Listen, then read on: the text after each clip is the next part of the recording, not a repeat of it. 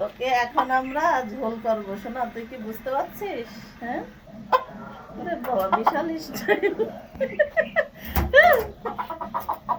আরে গাড়ি গাড়ি গাই, আরে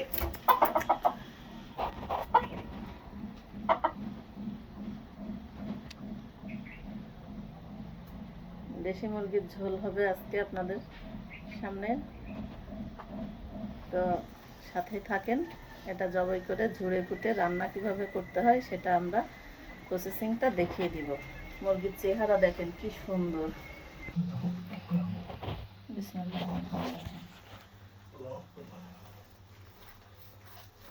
ছুরিতে ধার হয়েছে, গরম রক্ত।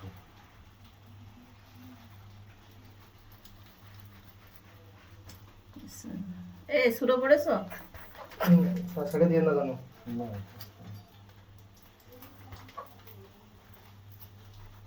পোজ দিয়ে কাটো। দাঁড়া দাঁড়া আব্বু, এই যে এই বালতির মধ্যে থো। ওরে মাই গড, ছেড়ে দেন, ছেড়ে দেন, ছেড়ে দেন, ছেড়ে দেন, ধারা দিলে গায়ে রক্ত লাগবে। ছেড়ে দেন, ছেড়ে দেন।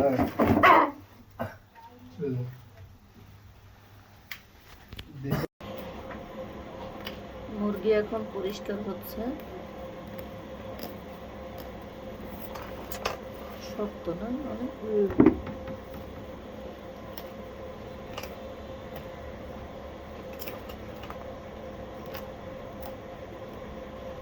তো এবার যাদের গ্যাস আছে তারা এভাবে মুরগিটা সুন্দর করে পুড়িয়ে নেবেন, যারা না জানেন তাদের জন্য।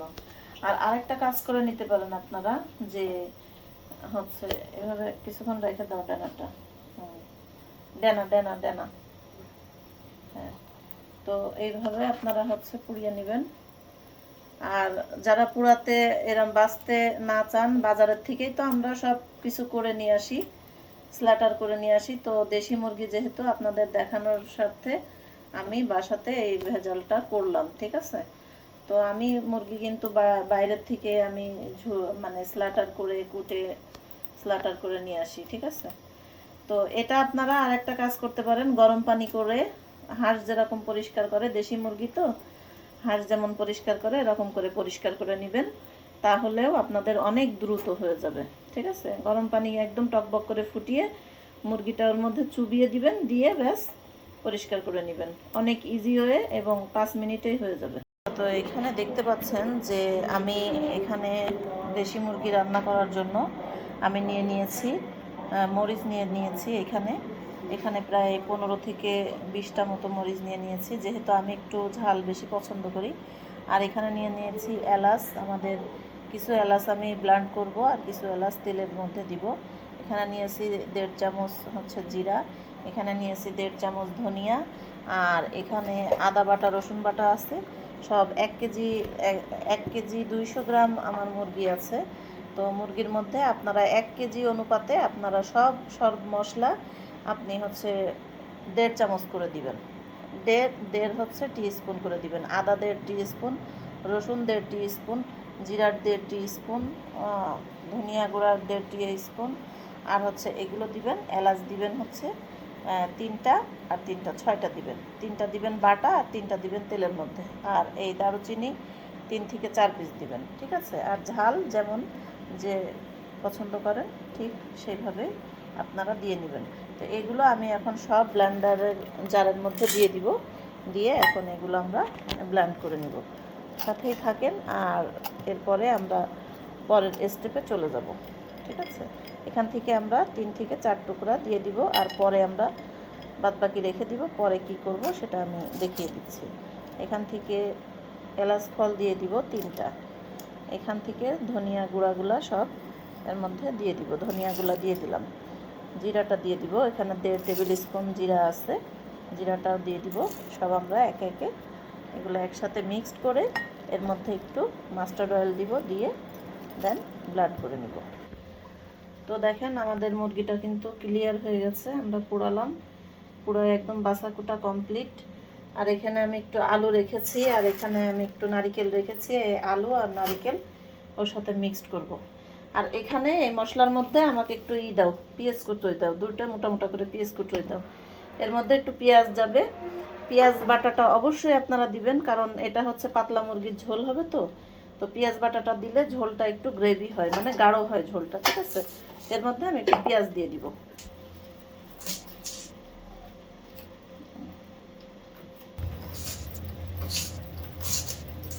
মধ্যখানটা এক ফালি দাও ব্যাস। হ্যাঁ হ্যাঁ দাও ব্যাস। তো দেবো, হ্যাঁ দাও। এটা ব্লান্ড হয়ে যাবে। একটা পেঁয়াজ দেখতে পারলাম যে দিলাম। তো এখন আমরা মুরগিটা কেটে নিই, কাটবো, দেখতে পাচ্ছেন।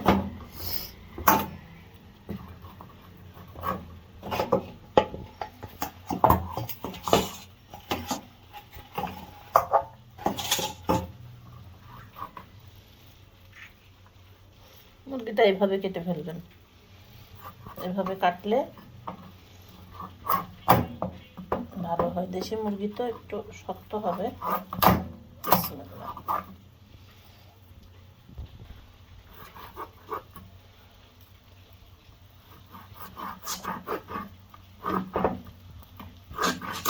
শক্ত প্রচুর। রানে আমি চামড়া সহই তুলবো, চামড়া সহ তুলে অন্যরকম দেখতেও সুন্দর লাগে, খেতেও টেস্ট হয়। চামড়া আমি কিছু চামড়া আলাদা করব, কিছু চামড়া এর মধ্যেই রাখবো। জম্মের শক্ত। আপনারা চেষ্টা করবেন যে বাজার থেকেই মুরগি কাটায় নিয়ে আসতে, কারণ দেশি মুরগি কাটা কিন্তু সো টাফ। আর আমার খুব সেনসিটিভ স্কিন, হাতের চামড়া সব কেটে কেটে যাচ্ছে। তারপরেও আপনাদের দেখানোর জন্য আমি বাসায় এই কষ্টটা করলাম। তো দেখতে পাচ্ছেন যে কি শক্ত, বটি দিয়ে কাটা পসিবল না। তো এইভাবে একটু ছোট ছোট করে পিসেস করে কেটে নেবেন আপনারা। এখানে ফোকাস করো। তো রানটা আমি এইভাবে কাটবো, আপনারা যেমন পছন্দ করেন ঠিক তেমনভাবেই কেটে নেবেন। তো সব কাটার পরে দেখেন আমাদের মাংসগুলা কাটা রেডি। এখন আমরা মাংসটা খুব সুন্দর করে ধুয়ে নিব, পানি দিয়ে একদম 2-3 বার করে আপনারা ধুয়ে নেবেন, পশম টশম যেন না থাকে।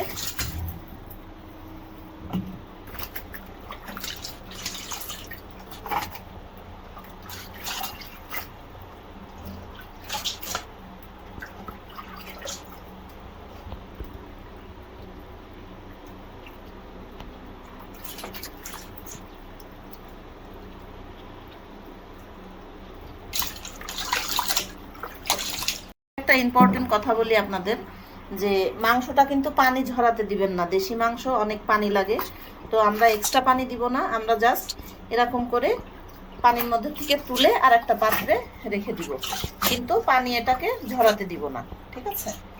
দেখেন আমি পানি কিভাবে আরেকটাতে তুলে রেখেছি, ওটা পানি সহ এইভাবে রেখে দিব। আমি দেখাবো যে মাংসটা দিয়ে কত পানি বেরোয়। এই পানি সহ আমরা মাংসটা মাখিয়ে ধুয়ে দিব। একদম শর্টভাবে আমি দেখাবো। আমি এখানে যে মশলাগুলো নিয়েছিলাম সেগুলো হচ্ছে, দেখতে পেয়েছেন যে 1.5 চামচ জিরা, 1.5 চামচ হচ্ছে ধনে, আর হচ্ছে 1.5 চামচ হচ্ছে 4টে এলাচ ফল, 4 টুকরা দারুচিনি দিয়েছি, আর হচ্ছে জিরা দিয়েছি 1.5 টেবিল স্পুন, আর মরিচ হচ্ছে 15 থেকে 16টা। এখানে আমার 1 কেজি মাংস আছে, তবে আপনারা মরিচ যে যেমন খান সে তেমনই দিবেন। সবগুলো কিন্তু আমি ব্লেন্ড করে এই মশলাগুলো এর মধ্যে একসাথে ব্লেন্ড করে নিয়েছি। আর এখানে আছে আমার আদা রসুন বাটা। আমি সহজেই সব কিছু আপনাদেরকে দেখাতে চেষ্টা করি।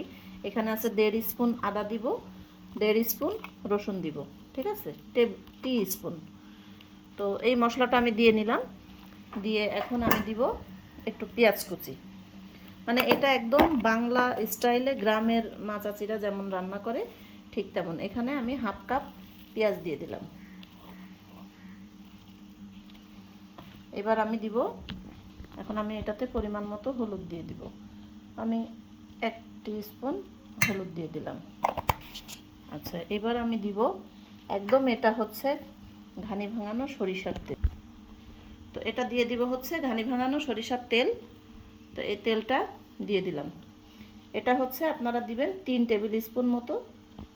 জাস্ট এটা আপনি মাখিয়ে ধুয়ে দিব আমি এখন। এটা আপনি হাত দিয়েই মাখাতে হবে আপনাকে, হাতের একটা টেস্ট আছে সবাই বলে। আর যারা কাঁচামরিচের ফ্লেভার পছন্দ করেন তারা একটা দুইটা কাঁচামরিচ দিয়ে দিবেন, ঠিক আছে? এটা যত মাখাবেন, যত মাখাতে পারবেন তত মজা হবে। ও সরি, এর মধ্যে আমি দিয়ে দিলাম নারিকেল। নারিকেলটাও আমি এখনই দিয়ে দিব, কারণ নারিকেলটা কিন্তু সিদ্ধ যে একেবারে গলে যাবে তা না। নারিকেলটা যত জাল হবে, নারিকেলের মধ্যে থেকে দুধটা বেরোবে, দুধটা মজা লাগবে আরও খেতে। আর এর মধ্যে আমি আলু অ্যাড করব, আলুটা পরে অ্যাড করব। তো আমি এইভাবে এটাকে 5 মিনিট থেকে 7 মিনিট এইভাবেই 5 থেকে 7 মিনিট এইভাবে আমি ম্যারিনেট করব। ম্যারিনেট করে আমি এটা ঢেকে রেখে দিব। আবার 10 মিনিট মতো আমি এটা ঢেকে রেখে দিব, যাতে ঝাঁঝটা না বেরোয়। যত মাখাবেন মনে রাখবেন যে যত আপনি এইভাবে মাখাবেন তত আপনার মুরগির মাংসটা টেস্ট হবে। এটা কিন্তু একদম দেশি স্বাদ। আর কষিয়ে নিলে আর এক স্বাদ। আর এটা বাংলা গ্রামে যেমন রান্না করে চুলাতে, আমি ঠিক সেই আইটেমে আপনাদের দেখিয়ে দিলাম। তো সাথেই থাকেন। আমরা যে গোশতে যে আলুটা দিব, সেই আলুটা আমরা একবারে কাজ সেরে নিব। আলুটা একটু ভেজে নিতে চাচ্ছি আমি, যাতে আমার আলুটার কালারটা খুব সুন্দর আসে। তো তেলটা গরম হতে লাগুক।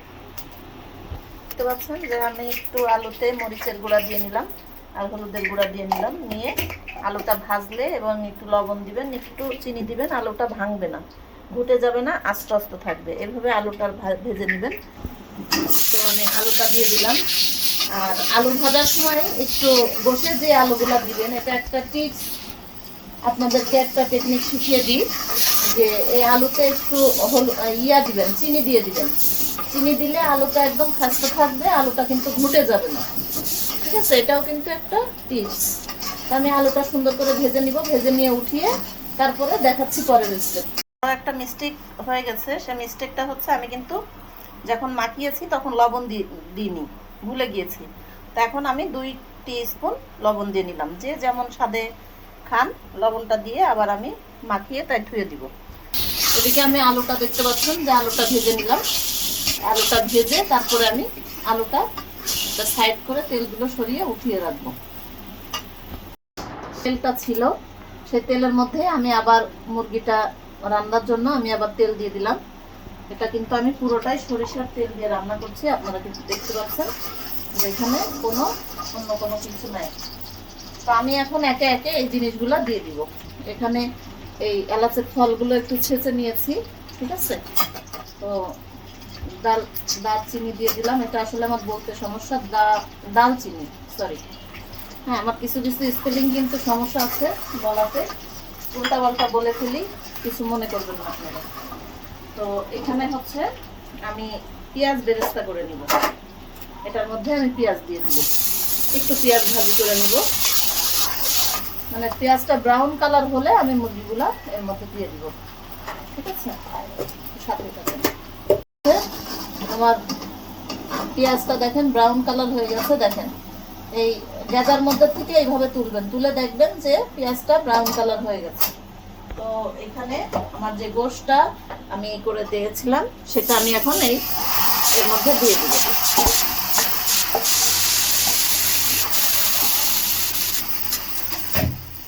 জালটা যখন দিবেন তখন জালটা অফ করে দেওয়াই ভালো, তাহলে একটু কম কিন্তু ওই স্পাইসিটা কম উড়ে যাবে, ঠিক আছে?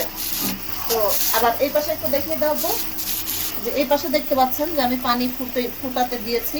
এখানে দেশি মুরগিতে ঠান্ডা পানি দেওয়া যাবে না।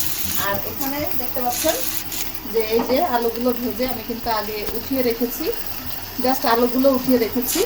আর নারিকেল কিন্তু মাংসের সাথে দিয়ে দিয়েছি, গোশের সাথে দিয়ে দিয়েছি।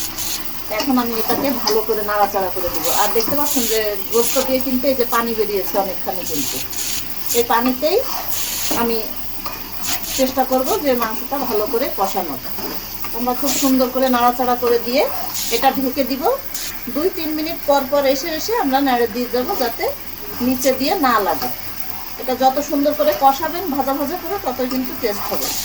তো আমরা ব্লেন্ডারটা আর এই যে গামলাটা যেটা ছিল, এই মশলাটা ধুয়ে জাস্ট 1 কাপ মতন পানি আমরা এখানে দিয়ে দিব।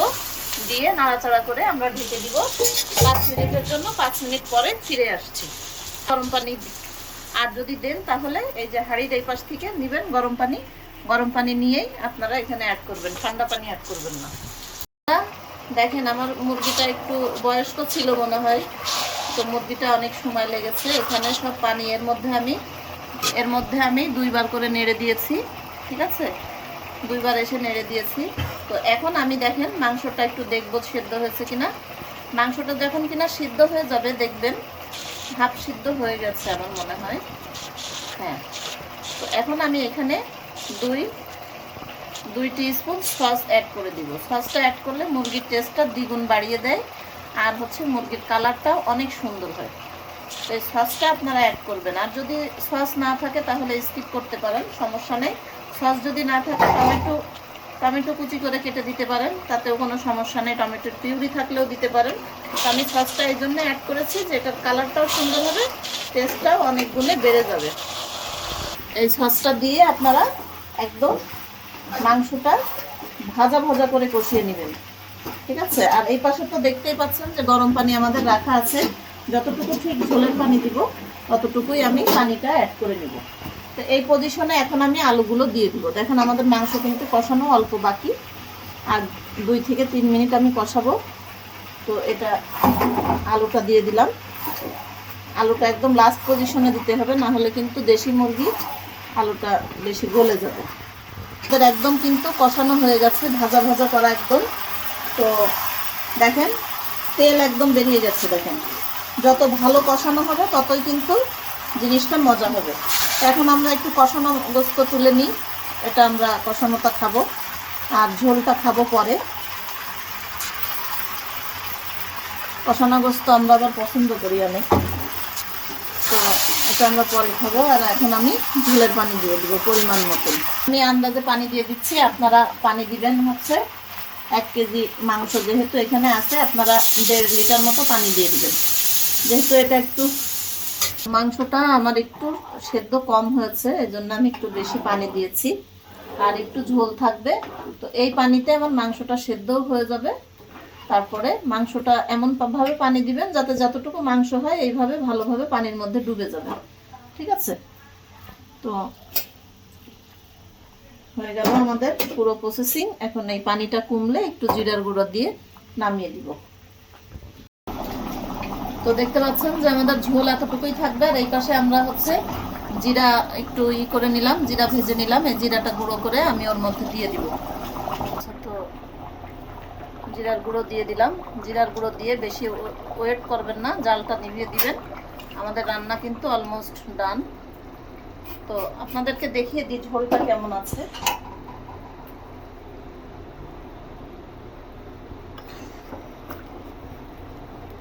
এই যে ঝোলটা এমন থাকবে, বেশিও না আবার একেবারে কমও না।